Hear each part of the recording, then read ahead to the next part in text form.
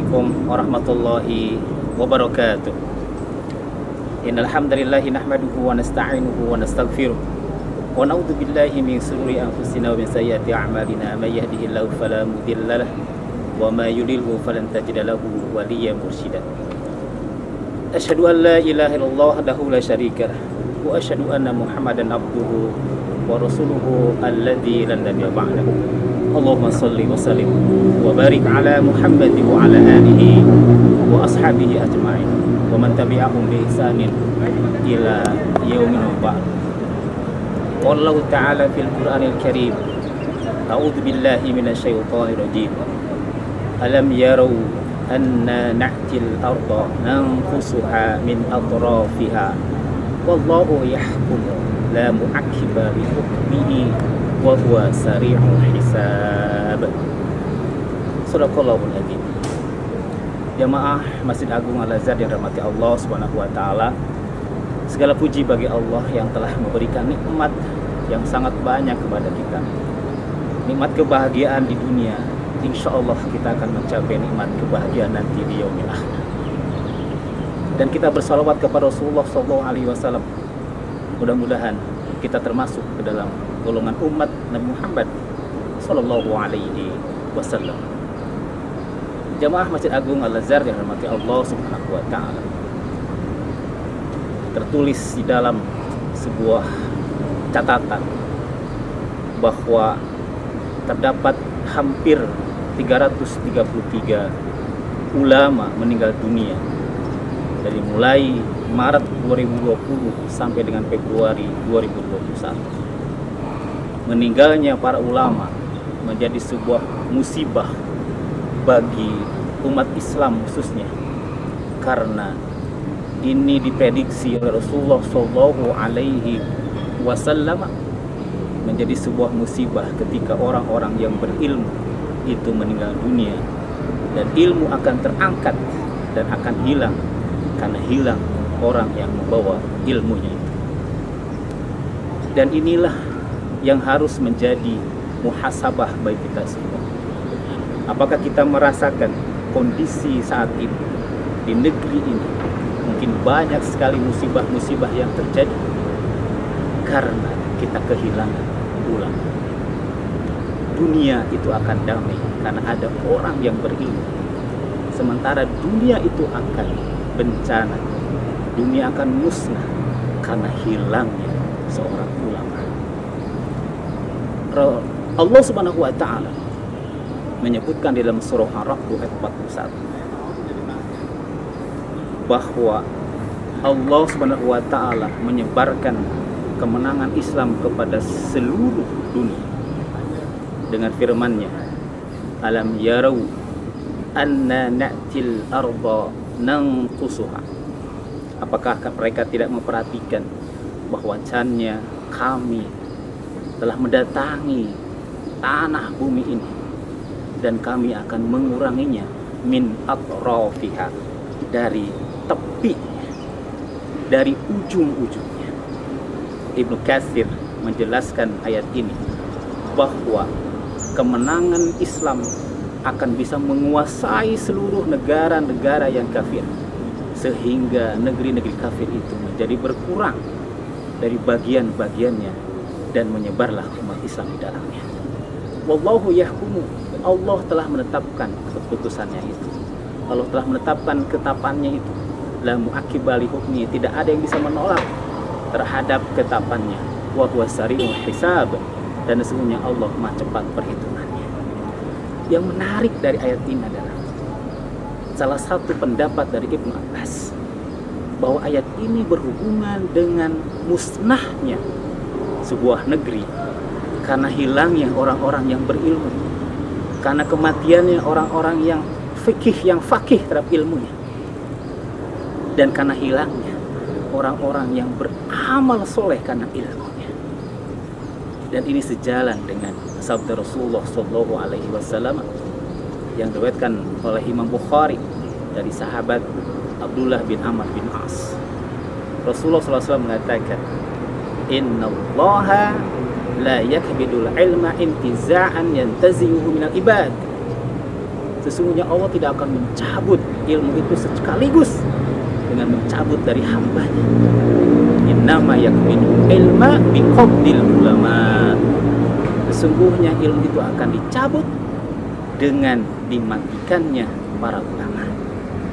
Dalam sebuah hadis yang lain, bimautil ulama, dengan kematian ulama. Idza lam yuki alimun, tatkala sudah tidak ada tersisa lagi orang-orang yang berilmu, ittakhadan nasu ru'usan juhala. Mereka akan mengambil pemimpin yang bodoh, basuilu.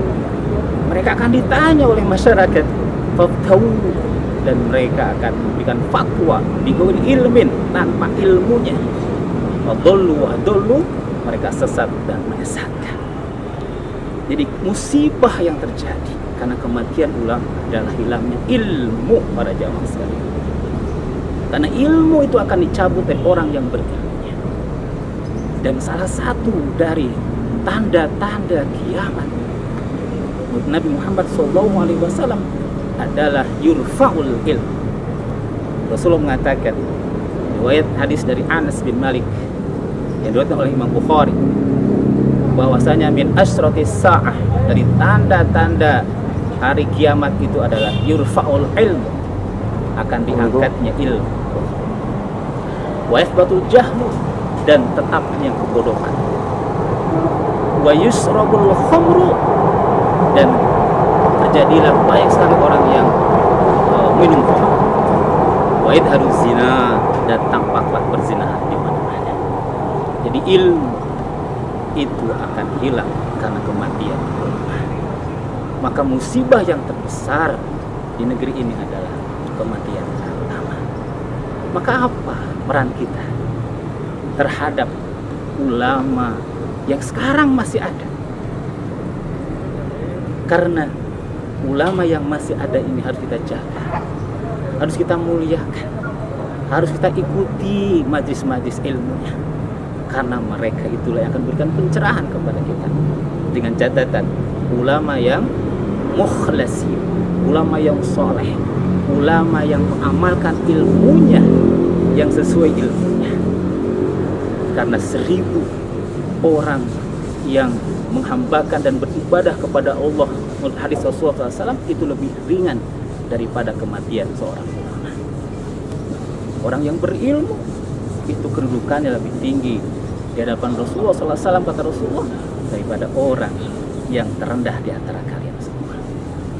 Maka peran kita, orang yang masih hidup dan kita muslim, komitmen terhadap keislaman kita adalah alaikum bil ilm, hendaklah kita mencari ilmu. Ibnu Mas'ud, salah seorang sahabat Rasulullah SAW, dan dijadikan oleh Rasulullah SAW sebagai orang yang mendapatkan legal formal membacakan ayat Al-Quran sesuai dengan turunnya. Ibnu Mas'ud mengatakan,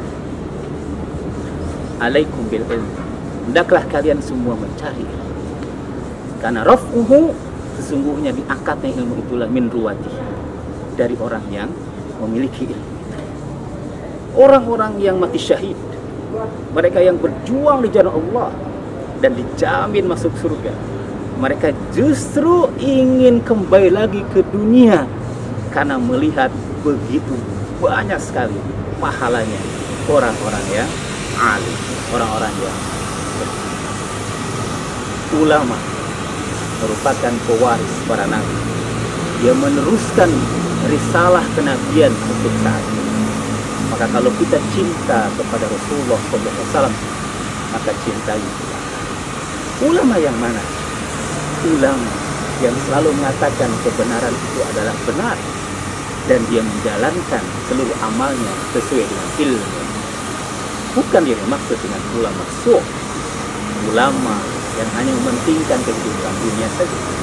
Tapi yang perlu kita ikuti, perlu kita ittiba adalah ulama yang menjaga terhadap agama Allah dan menjaga sunnah Rasulullah SAW. Itulah kewajiban kita ketika kita mendengar berbagai informasi tentang kematian. Siapa yang menggantikannya? kita yang menggantikan. Tidak ada waktu yang terlewatkan untuk mencari. Banyak cara kita untuk mencari, apalagi di era reformasi, era informasi, era digitalisasi. Tetapi tentu kita harus sama-sama mentingkat adabnya di dalam ilmu, ikhlasan, tujuan kita. Insya Allah kita akan menjadi pengganti Islam. Seorang ulama yang meninggal lebih baik daripada 1000 hamba yang beribadah.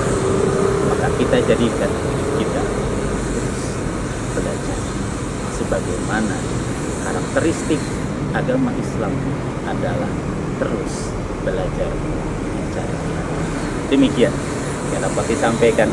Mudah-mudahan Allah memberikan kekuatan kepada kita sehingga ulama-ulama yang meninggal dunia Allah berikan ampunan dan diberikan Allah keberkahan dan keridhaan, dan kita yang masih hidup ini mampu menjaga ulama yang masih ada dan kita teruskan perjuangannya, wabil khusus perjuangan untuk mencari ilmu dan mendakwahkan ilmu. Demikian, mudah-mudahan Allah SWT memberikan keberkahan dan kesehatan untuk kita semua sehingga nanti di masa depan kita insya Allah akan menjadi orang yang diridhoi oleh Allah. Demikian, wa taufiq wal hidayah. Wassalamualaikum warahmatullahi wabarakatuh.